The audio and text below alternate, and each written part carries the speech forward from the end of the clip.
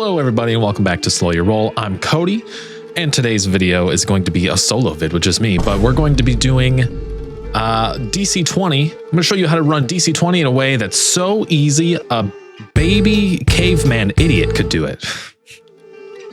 Intro.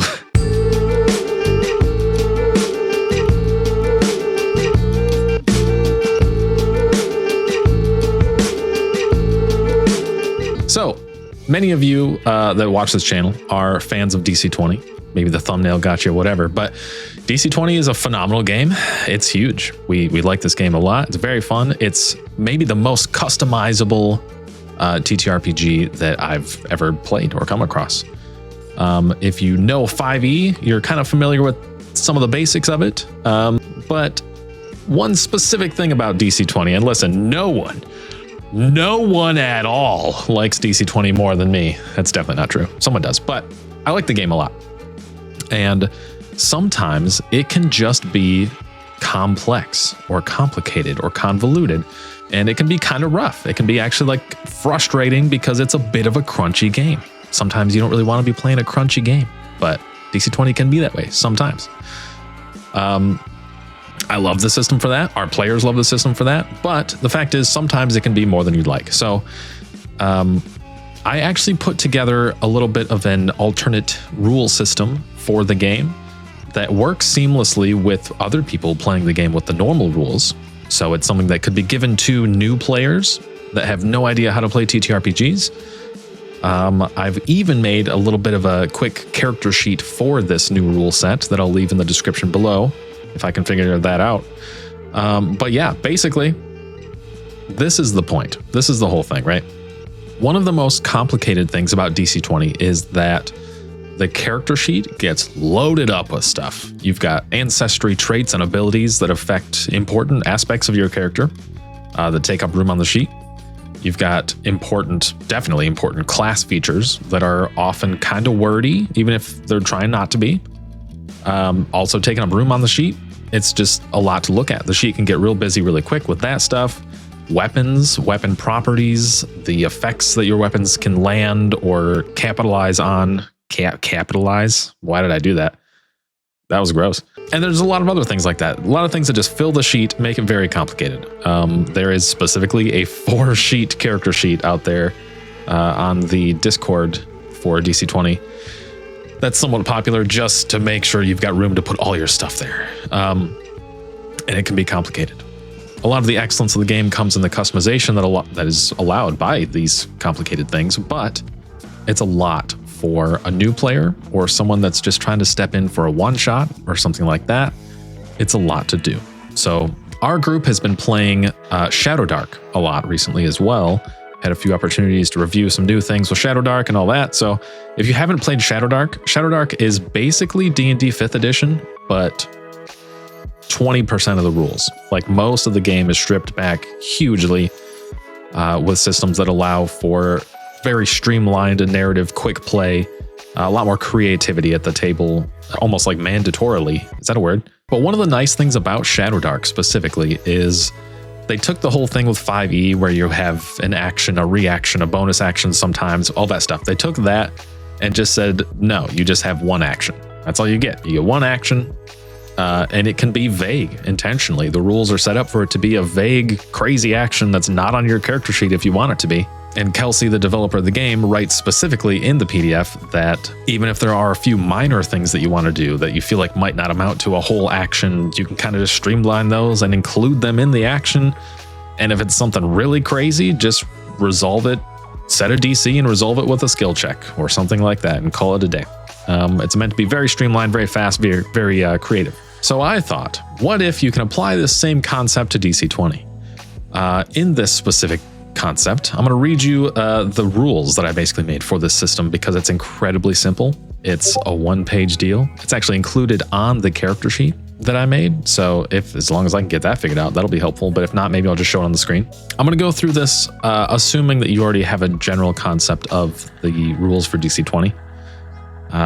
And then this will be a lot easier. If not, I mean, I can't tell you the whole rules of DC20 right now. So I don't know. Hopefully you clicked on this knowing the rules. But basically, the way it works, this new system, if you want to take an action, especially, this is kind of specific for combat, because even in DC20, actions outside of combat are kind of just fine. You just take the action, roll the check for whatever, and it's fine. You get it done. Shadowdark kind of keeps that same thing going through combat even, right? Whereas DC20 does not. It immediately splits up your action economy into 4 action points, the ability to spend extra resources such as mana or stamina and things like that, which can get kind of complicated. But even that is included in the system. So here we go. The number one thing that'll streamline this for new players is the one big action economy. So what I mean by that is instead of tracking 4 action points, you would literally just take 1 significant action per turn. Movement is free. So whatever your movement is normally, in DC20 it costs an action point to like gain your movement and use it or whatever. In this system, movement's just included.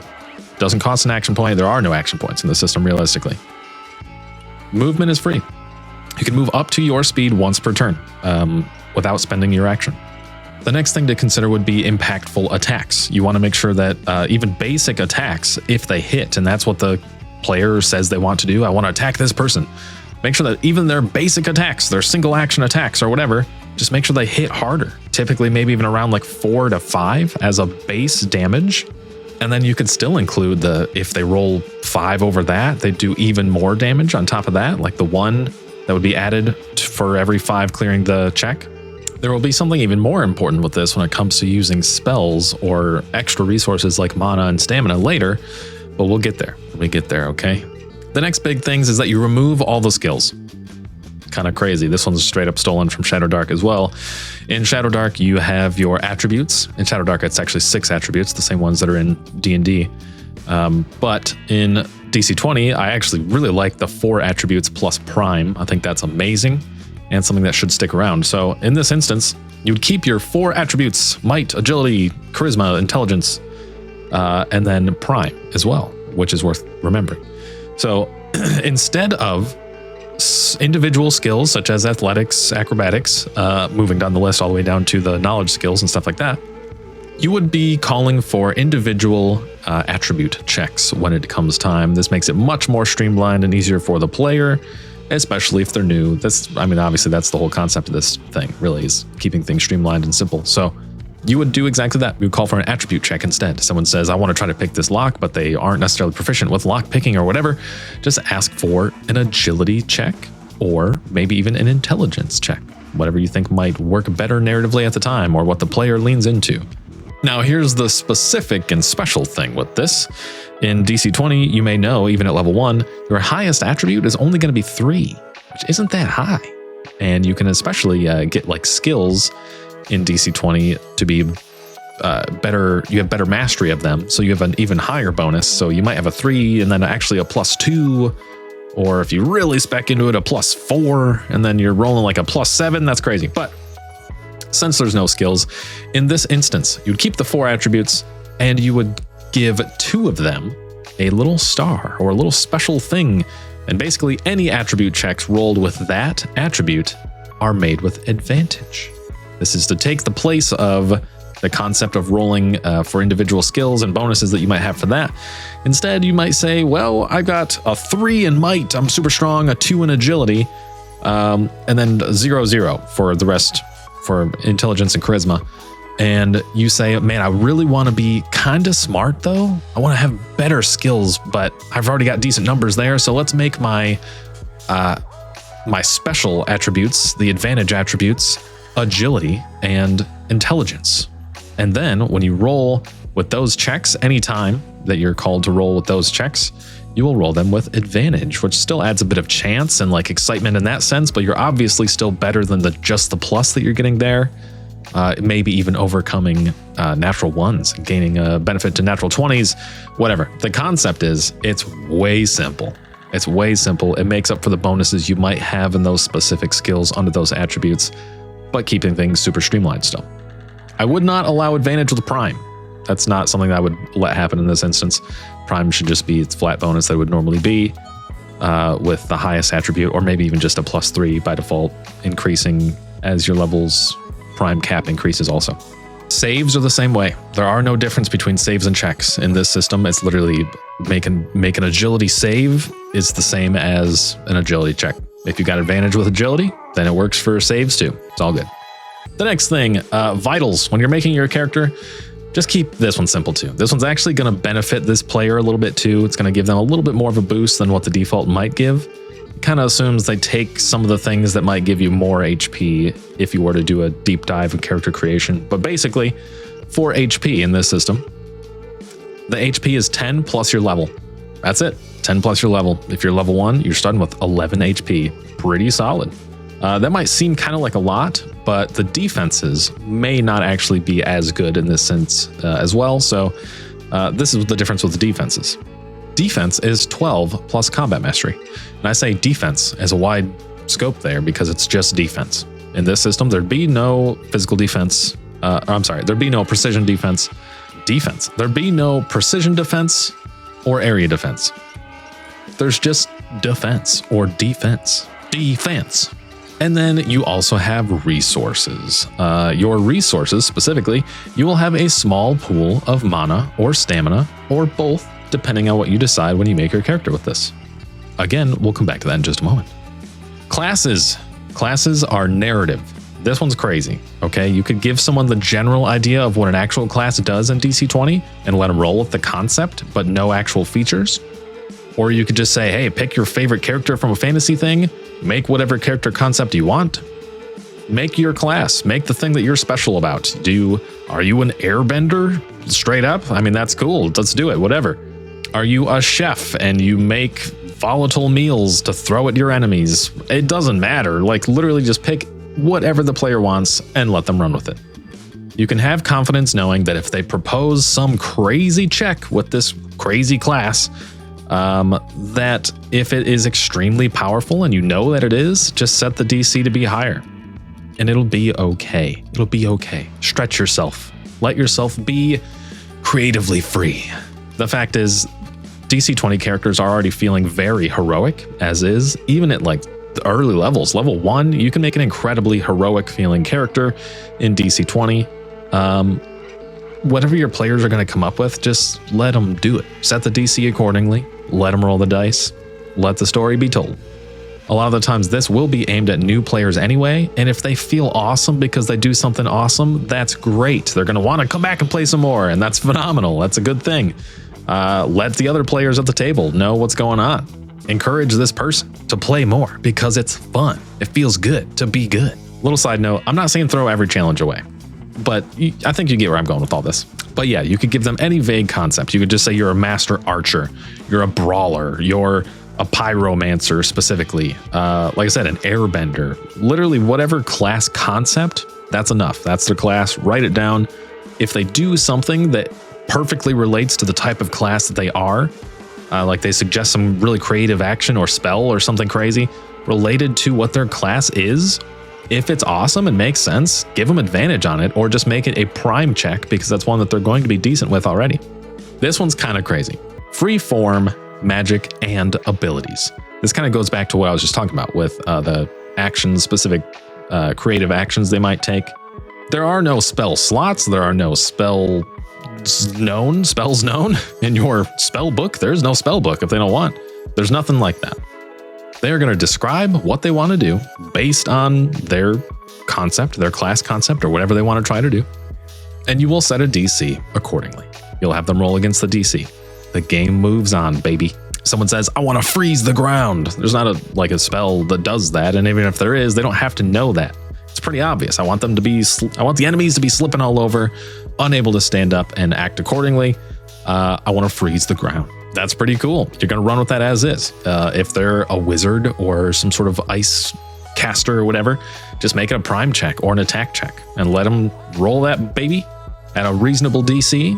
If they do super well, maybe freeze the ground and lock in some of the enemies to the frozen ground. If they do just decently, freeze the ground and make the enemies have to make checks to slip if they move or anything like that. Or I guess to avoid slipping if they try to move. You know what I'm trying to say. One thing to remember with this is since they have one single powerful action, they can kind of come up with some crazy stuff here and it'll be okay. Because typically players would have 4 action points to burn on random things or empowering certain things. If someone's like, I want to ricochet my arrow, there's an enemy behind cover. They're like, I want to ricochet my arrow off the wall and hit them.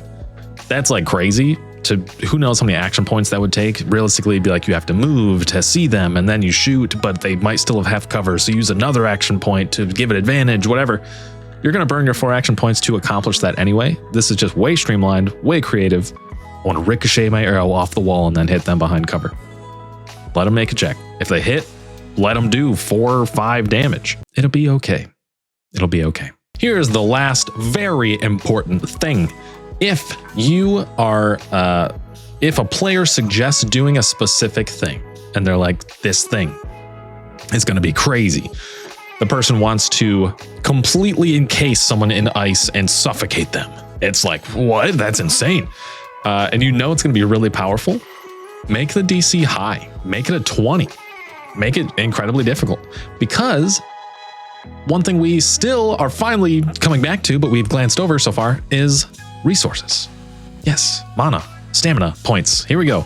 So let a player spend 1 mana or stamina based on what they have.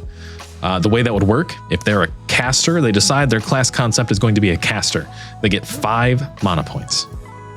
Ready to go. They can use it on anything that would use magic as a check. Now, the way that would work is they would use 1 mana, it's probably only 1, to immediately gain a +5 with their check.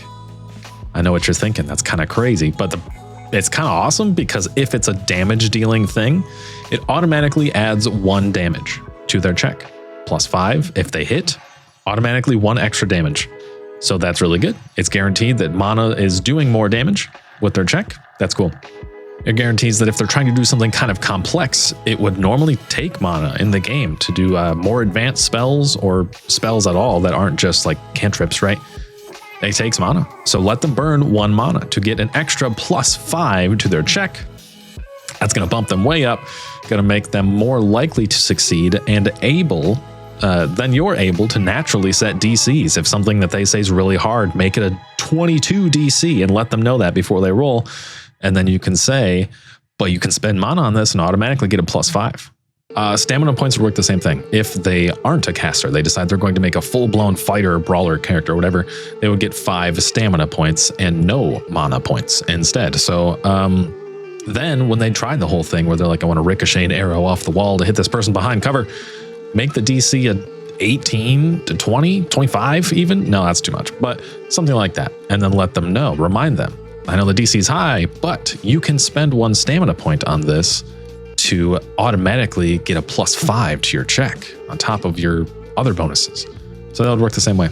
If someone wants to be a hybrid character, that's both a spellcaster and a martial whatever, like a witcher or, you know, spellblade, whatever concept, they will get 2 mana points and 2 stamina points, and they can spend them with appropriately martial narrative checks or spellcasting narrative checks. And that's how it works. It's all good. They get 4 total special points because it's a little bit more versatile to have both possibly in your back pocket like that. So do 4, and also that way there's no weird round uneven numbers or something. Still lets them interact with the system of resources in a way that's still extremely streamlined. Very simple, but feels powerful. Makes mana and stamina feel very powerful. And realistically, it might be too powerful. But again, this is probably going to be catered for newer players. Don't know what they're doing. And it's going to be okay if they feel like they're really good.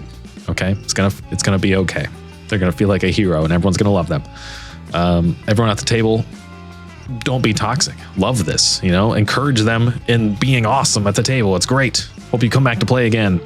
But yeah, that's the whole concept. If you have any thoughts or comments on this, feel free to leave them in the comments.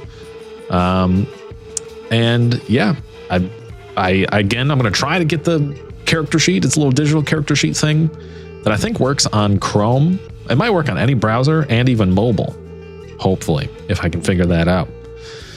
And that should be in the description below as well. So thank you again so much for watching, and I will see you guys in the next video. Bye.